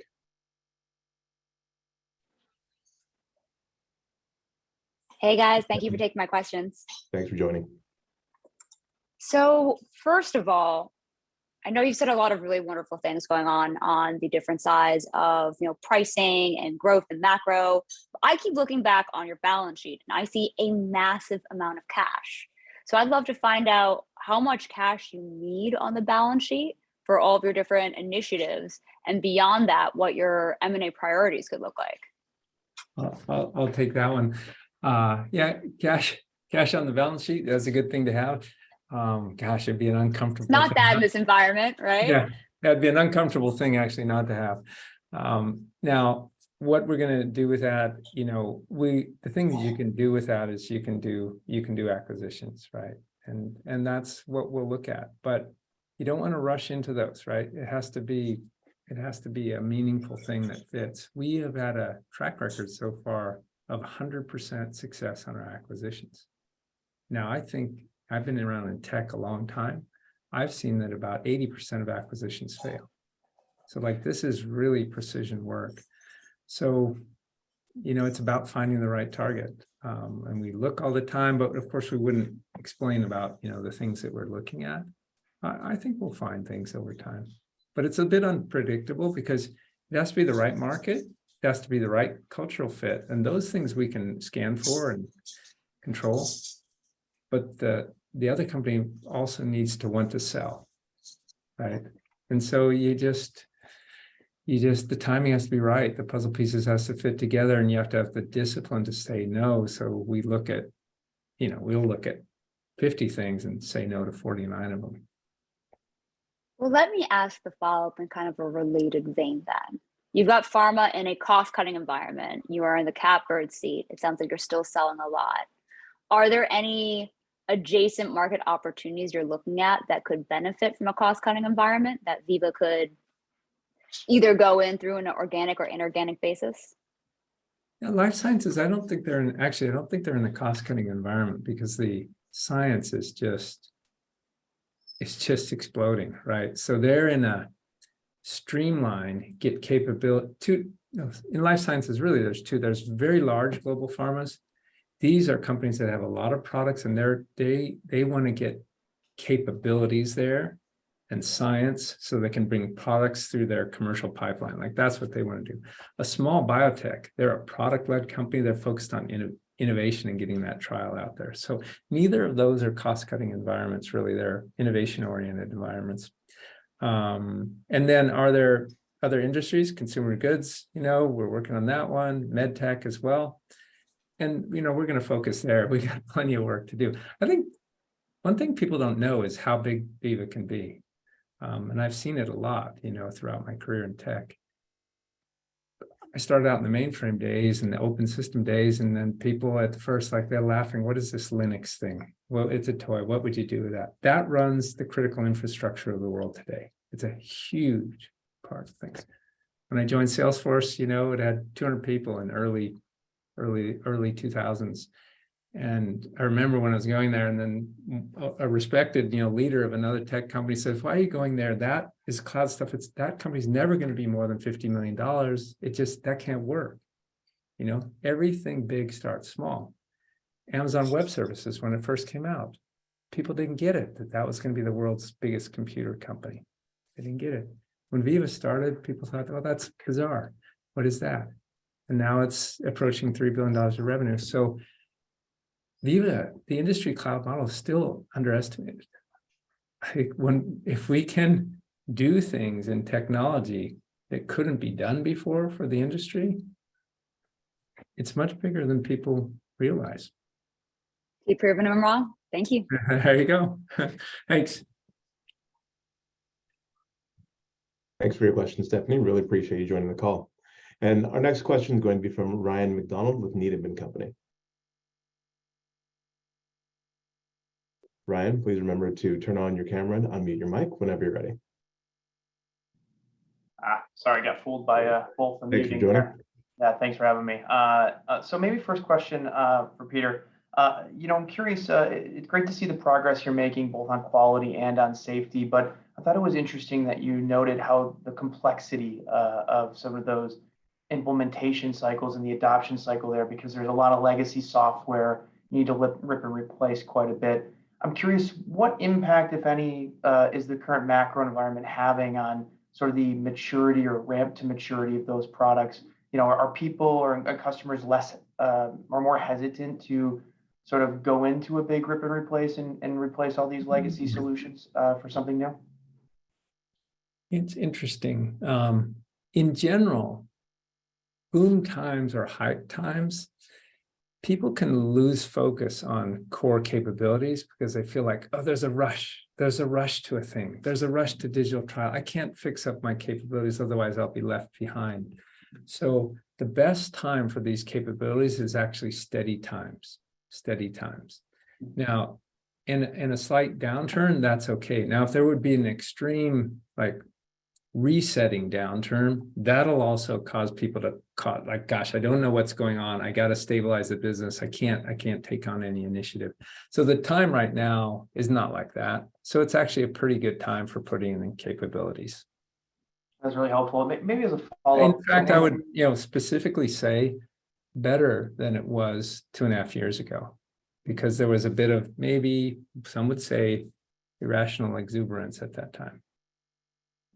Okay, and then maybe as my follow-up, so when we think about the 8 product areas you talked about that are not sort of full maturity yet, that still have lots of opportunity for growth, how do does a deal like the one you struck with Merck accelerate sort of the adoption cycle for those and sort of path to market leadership? And are there any of those 8 that you'd call out where we could be really sort of see a benefit from that Merck deal?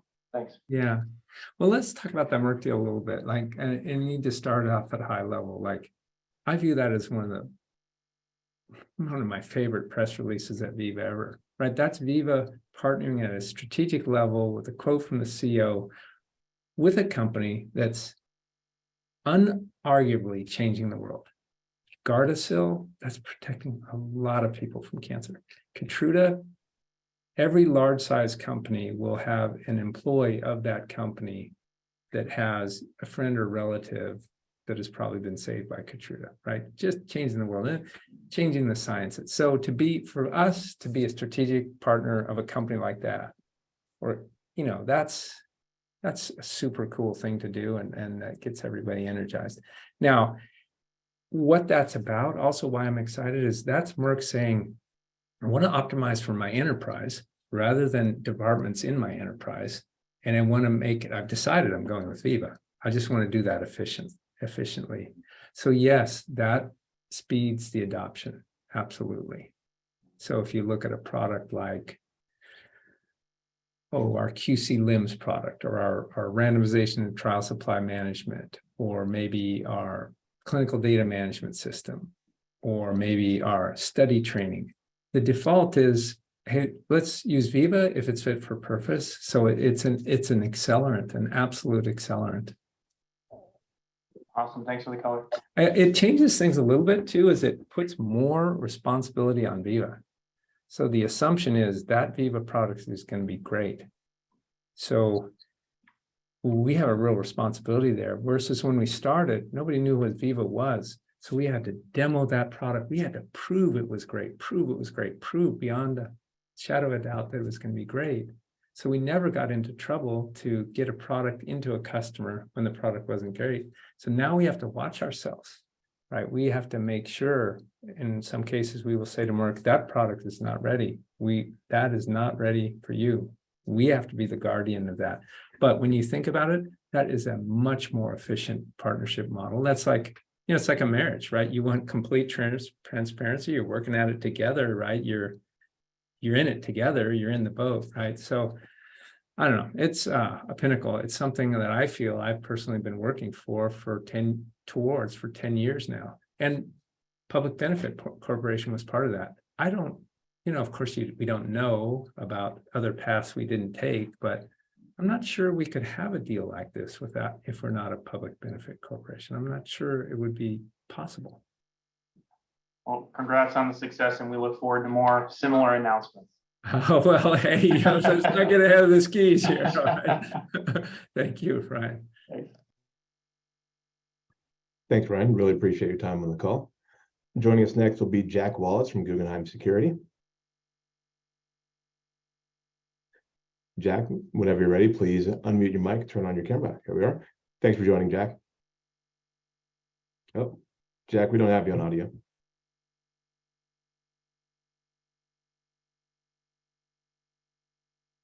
Jack, we don't have you on audio. Jack, your audio is off. The Zoom audio is on, but you may have your microphone off.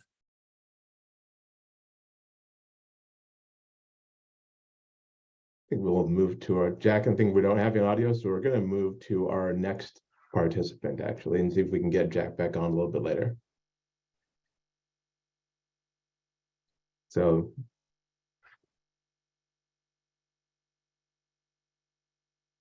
Joining us next will be Brian Peterson from Raymond James. Hey, I think I'm on, Atto, if you're okay. All right, good. Yeah, we have you. Thanks, Brian. All right, you good to go? You can hear me? Sorry, I'm doing multiple cameras here. Very sophisticated. So, hey, Peter, when you guys initially gave the $3 billion target, I remember the analyst day, you had talked about, going from $1 billion to $3 billion, that you also were going to triple the amount of employees. And I think that was sort of said in jest more than a target. But it's interesting now, right, in tech that we hear a lot about layoffs, but the cost of capital is also going up. So, without even getting quantitative, I'd love to understand how you're thinking about hiring and investing in the current environment, because clearly it seems like that durable growth message has a target beyond 25 into 30. So, I'd love to understand your investment posture, both in kind of hiring employees and then, where you're really trying to invest in the platforms that Veeva's built. Yeah, when we introduced that goal in 2019, I would tell you how I explained it to the employees, because the employees, we wouldn't focus on the 3 billion because it's, that's a result of doing something. You can't focusing on 3 billion won't get you there, right? You have to focus on doing stuff to get you there. So for employees, it was 10,000 people, room to grow, and still Veeva. And still Veeva specifically meant still having a common culture and values, but still retaining the ability to change. Because that's what big companies can lose, the ability to change. So still Veeva didn't mean stuck in time. That meant still being able to change. So that's what we focused on. Now, in terms of the financial goals, I thought, well, if we have 10,000 people all doing high value things, that should be 3 billion or more. So that's my calculus. Veeva is a people-based business. We need people to make products and services and things like that. So now, as it got to so did that make sense? Like, that's a key. I would show that slide many times. That was our process. And when we set our 2030 goals, we'll have something else like that. Like, here's the 3 things. No, understood. And we're on track, actually. I did the math. It was never like exactly we have to get 10,000 people, but I was doing the spreadsheet, a couple quarters ago. I'm like, wow, this is weird. we're going to be right around 10,000 people in 2025, right? So, yeah. Now, in terms of the hiring environment, now I will say, you know, without getting into the details of the last quarter, we had our best hiring quarter ever in the company, both from a actual new hire and a net new hire, which means, you know, new hires net of attrition. Best quarter ever. Why is that? I think it's, you know, there's a bit of a flight to quality, right? People, the speculative tech thing is no longer that interesting. And people want a great place to work with decent values to do good work. So I think we're attracting people. And more than half of those people come to us rather than we going out searching for them. And we hired this year, I think we'll hire roughly more than 300 people directly from university. So that's another thing we do. We call this Generation Veeva. So we're growing new people that know how to work in our values and love the life sciences industry. And that's maybe our greatest gift to the life sciences industry by doing that. So yeah, it's excellent question you have. It's about talent, right? And it's a good environment now for talent. No, that's great. And you know, I also, maybe this, I don't know if this is for Brent or for Peter, but just kind of understanding like the Merck relationship, right? Obviously that's strategic. I think everybody read that as a positive.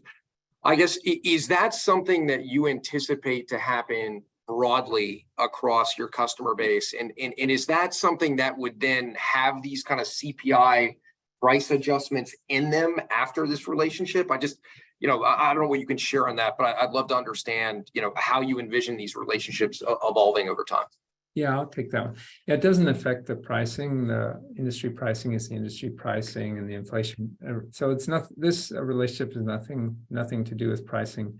Would we like to have these relationships at other companies? We would, but also, you know, every company is different, and we like our relationships with all the companies. So it's not some formula. This will I believe it will happen organically, and it just can speed the adoption is what it can do. That's what it can do. Got it. Thanks, Peter. It allows us to feel better too, add a little more value. Like our effort will be spent less on the selling cycles and more on the value creation cycle. So it feels good to us. Understood. Thank you. Thanks. Thanks, Brian. Appreciate you joining the call. And our next question will come from Joe Vruwink from RW Baird. Great. Hi, everyone. I wanted to ask, there's been a few products now, I think about Site Connect, or even maybe the recent CDB and clinical data, where Veeva is kind of wrapping itself around the layers of the industry, different stakeholders, your peers.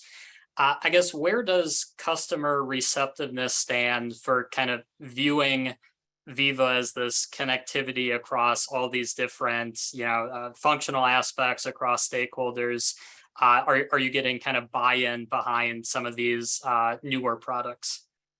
Yeah, we are, and I think some customers, you saw the Merck example. That's you know, very public notion of buy-in on that. Now, but in general, the bulk is done in the functional area. So the safety team, they want an excellent product to accomplish their super important goals of patient safety. So that's still the bulk of it. You got to be excellent in each area. You mentioned CDB. I'll mention our RTSM, randomization trial supply management.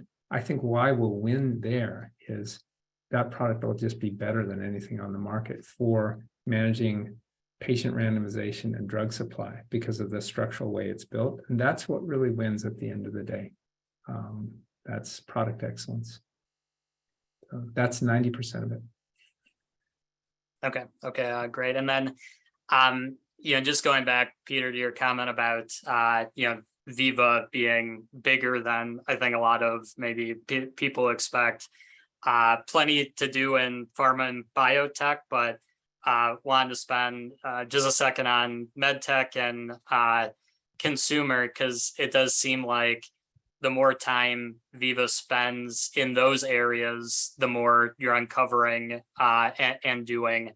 I guess my question specifically on med tech, because we got the first set of disclosures on kind of the size of that business and expectations for it last year. With some of the things you've done over the past year, and I think about the CRM product, for instance, is the trajectory changing at all? I wouldn't say the trajectory is changing. I don't have the numbers top of my mind, but I believe I gave you an estimate of where we would be for 2025.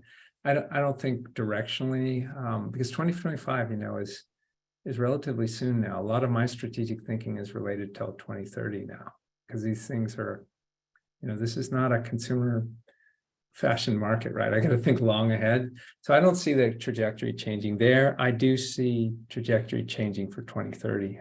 I see some of the seeds we've planted, for example, in medtech, and I know some of the plans we have in the consumer product areas, that things we haven't disclosed. So I'm very confident there.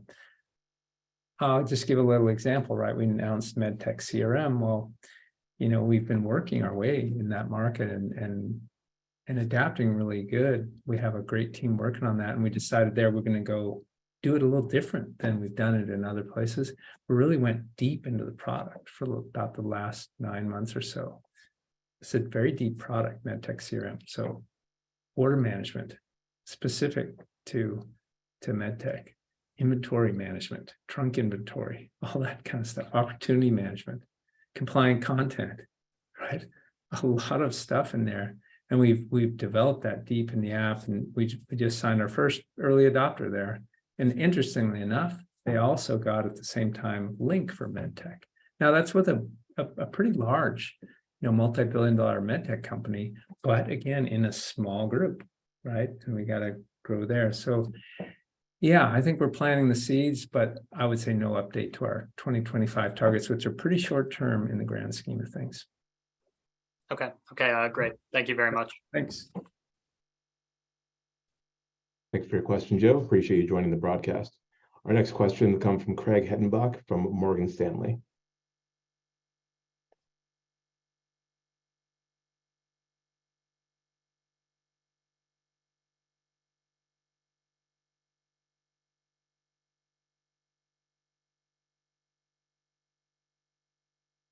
Oh, okay, Craig seems to have difficulty connecting with him, so we're going to move on to our next analyst. Let's see if we can bring up Jack Wallace from Guggenheim Securities. Give him round 2 on audio. All right, can you guys hear me now? There we are. Thanks, Jack. Appreciate you coming back in through the queue. Excellent. Thanks for fitting me back in. I just wanted to follow up on the questions around the Merck deal. Peter, you made a couple of comments last call about the strength of the R&D pipeline, and I'm wondering if the Merck deal was one of those larger deals that you had in mind when you were making those comments, you're realizing that this was predominantly a commercial relationship before then. Well, let's see. Merck did have some of our R&D and quality applications, but I won't get into the specifics of the Merck products. It's just, we keep that pretty close and pretty private with our customers. So we'll keep that. Sorry about that, but we really wouldn't talk about the customer specific thing in that way. I think it's just not our place to disclose those things. Yeah, fair enough. And then there's been some discussion about price increases on the software side on this call, and then there was the call out about strategic pricing and the press release. Just trying to triangulate those two comments, and is that just is Merck getting special pricing, or is this something that might show up in future deals? Right. The strategic pricing there refers to making it easy to buy and consume, to make it very, very predictable. So it's not actually changing the pricing, but changing the method of purchasing. Now, I won't get into the customer specific details, but that's what it's about. Rather than sometimes it would be, we have quite a few products now, right? More than 30 products. So if you don't do these type of thing, it would be, okay, this group evaluates Veeva and some other companies. They might choose Veeva. Okay, but they can't really say, I'm going with Veeva, because they might be in a negotiation process with Veeva. Let's negotiate how much should I pay for this and this and that. And then how do you get the purchase order and all that type of stuff? That's actually not value add to Veeva or to the customer, right? So what we're doing is, and I won't get into the details of the process, but we want to eliminate all that non-value add to say Veeva and Merck, we're on the same side of the table. Pricing, we've already sort of agreed generally how this is going to happen. And there's no discussion. We're on the same side of the table. But the discussion is that a good fit for Merck or not? The discussion is not around price, because that's not a strategic thing, actually, the price. Gotcha, that's helpful. And then it just separately wanted to talk about the data analytics business, just thinking about the unit economics relative to the rest of the business, and if there's going to be more of a mix of the consulting relative to some of the other revenue line items. Yeah, it's a good question. In the data and analytics, how much consulting will we do related to? So I would say the real answer is we don't exactly know there. I think it may be a bit heavier in the consulting, but it's high value consulting and analytics. So this is not low margin people work. And it's not going to dominate our subscription business or anything like that. So, and we have that in some of our products. Some of our products are a little more services heavy than others. This is not going to tip any kind of balance with Veeva. Gotcha. Thank you. All right. Thank you. Thanks for your question, Jeff. Really appreciate you joining the broadcast. Next, we'll see if we can get Craig back on the line.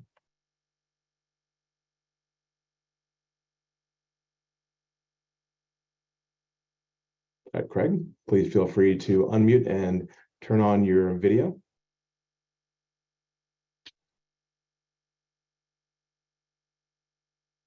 Yes, can you hear me okay? Yeah, we can hear you. Can you turn on your camera as well? Yeah, there's some issue with my camera, so I apologize for that. But I had a question just to follow up on the data and analytics opportunity, and just if you can provide an update of just some of your internal efforts there, how that's going, and then also to kind of maybe weave M&A into that in terms of how you view that in terms of bolt-on deals or maybe to accelerate the path. Okay. Data analytics and analytics. So data, we think about open data, and we think about Compass, and we think about Link. When we talked about Link extensively, that's going really well. We're adding new products there. Open data continues steady progress. Compass, that's our area in this specific to the US, very important area of performance data. So longitudinal patient data, prescriber data, sales data. There we have our patient product in the market, and we're working on fine-tuning that. So it's really about product excellence, and that one's going to be a marathon, right? It's gonna take a while. At this point, I actually don't see acquisitions there would help us, because we're focused on real product innovation there. So Link, Open Data, and Compass all sharing a common data model. Nobody else is doing that. All right.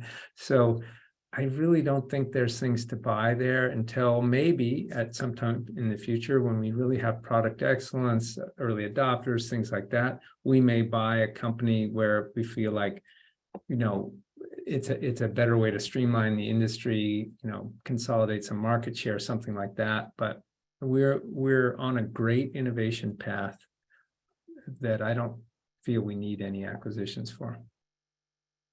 I appreciate that. And then just as a follow-up on the R&D business, I think the quality piece is a little further out in time, but if you can just give maybe some signposts or things in terms of how you view overall, like which segments of R&D are seeing the most traction today and which are ones that you think will grow and scale over time. We run these businesses relatively independent. We have strong leader in the safety area, in the clinical data area, clinical operations, quality area. I'm happy with all of them. There are different life cycles. So for example, if we look at our TMF product inside clinical operations, that's far ahead in life cycle of safety. But they're all doing well. And I think that's part of Veeva, right? If there was one that wasn't doing well, we'd probably dive right in there and try to fix it. So I think they're all doing well. Sorry, I wish I could give you a more crisp answer, but that's the way it is. Okay, I appreciate it. Thank you. Thanks, Rick. Thanks, Craig. Appreciate you joining the broadcast. And our last question is coming from Tyler Radke from Citi.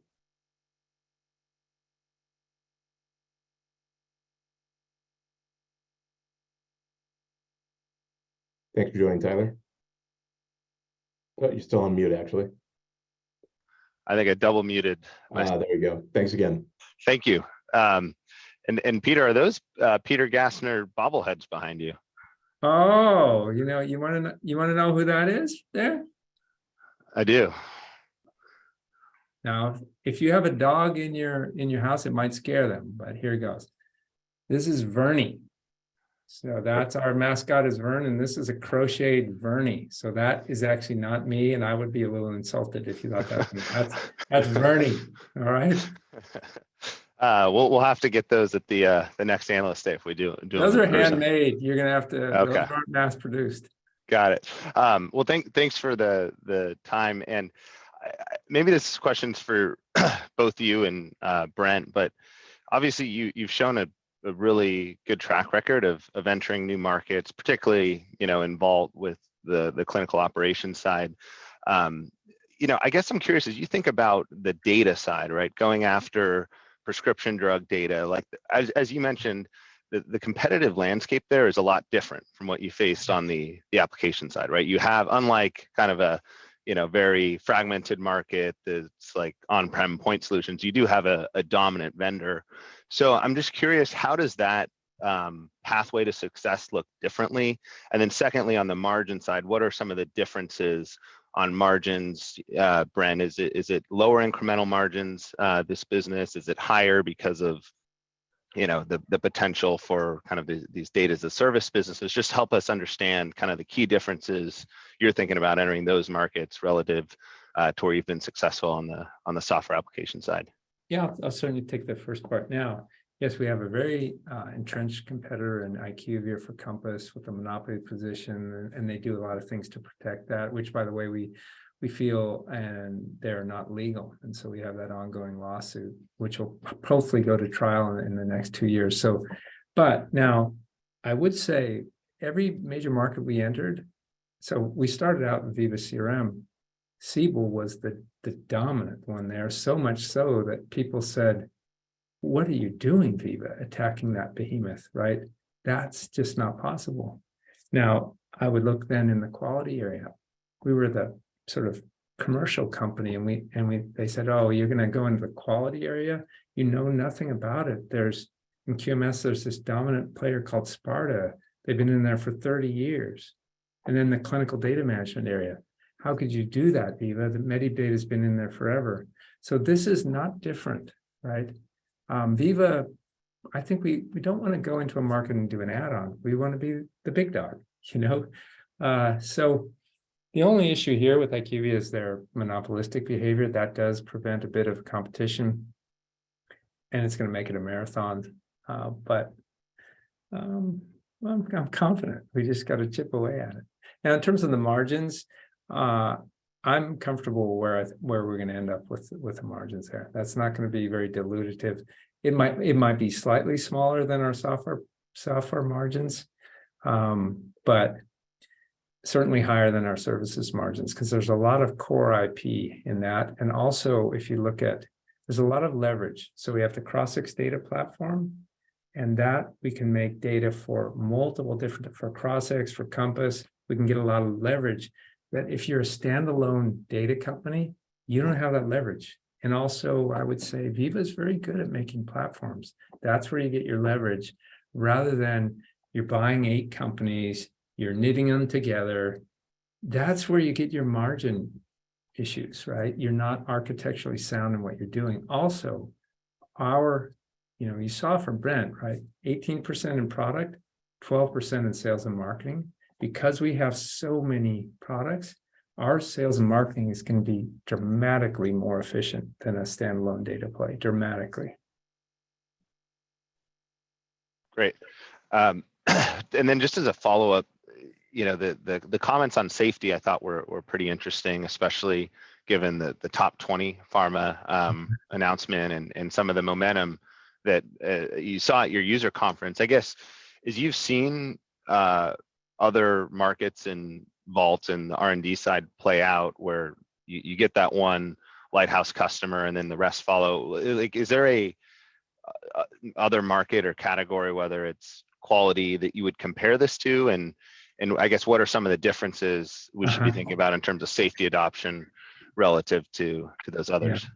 I would say safety is maybe the most conservative area of life sciences because of what you're dealing with. And because if your safety system doesn't operate, your pharmaceutical company can actually be shut down. You can't operate without one. So it's super, super important. Companies here are going to be conservative. Implementations are long. One thing to know is, let's say our pharmaceutical CRM product, historically, companies might start in a division or a region or a country. Safety system is not like that because the interconnected nature of health authorities, it's literally one day, the whole world goes over. So that's why if you talk about the stickiest of our systems ever, it may end up being our safety system. Now that's a positive, but the implementations are long and customers know they're making a 20-year decision when they're doing that. So that's the nature of it.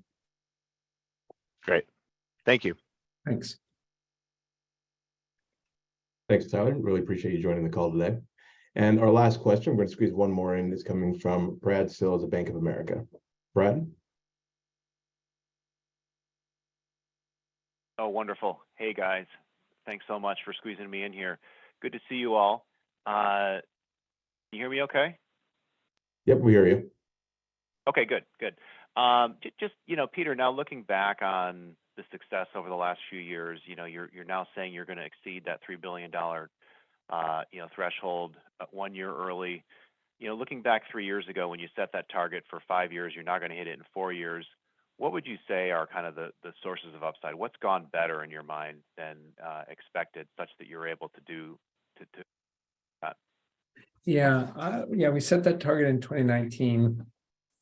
What's gone better? I think first off, Veeva, as you can tell, has a lot of different product areas, and I was anticipating some major stumble in at least one of them, and that didn't really happen. So I think that is unexpected. It's probably not reasonable to take 6 shots on goal and to assume that they're all going to work out, because there's sometimes it doesn't work out. You hire the wrong people, you make the wrong assumptions, timing, whatever it is, right? So that's probably the number one. In terms of the 2025, then in terms of the revenue target,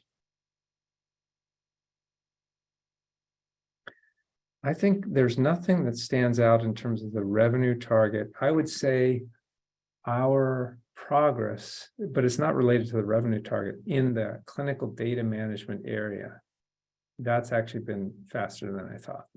That's the progress and the partnership is probably 1.5 years ahead of where I would have thought it would have been. That's probably the standout area. Is there any that are? I think the regulatory area maybe didn't move quite as fast because that's a core capability area. And we had this sort of maybe irrational exuberance for a while. And it actually took focus off of the regulatory area for a while into these, hot areas of decentralized trials and things like that. So we're set up beautifully for success in regulatory, but there was more of a pause than I thought. So that's probably the best I can parse it out for you. Thanks so much, Peter. And then, looking forward, you guys have been very successful with this reference selling approach. Build some key reference accounts, and then that'll kind of increase the flywheel effect in bringing in more accounts, more credibility. And you've executed so well over the years and in the different categories on that. If you look at those 6 categories that are in that lower left quadrant, which ones would you say you're kind of crossing that threshold where you feel like you're getting there on that referenceability, and you could start to see some incremental momentum from here? Yeah. most of them, because remember, even clinical operations is in that lower quadrant, but that's because it's a mix. Some brand new big applications in clinical operations, some well-established. So I do feel confident in all of them. I guess I would say the most unproven one is Compass. That's the most unproven. I feel confident, but I can't point you to specific, contractual data points. All the other areas I can. Great. Thanks, Peter. Great to see you and the team. Yeah, and by the way, great. Thanks for coming on, everybody on video. It's, I don't know about you, but it's more enjoyable for me if I can see the people.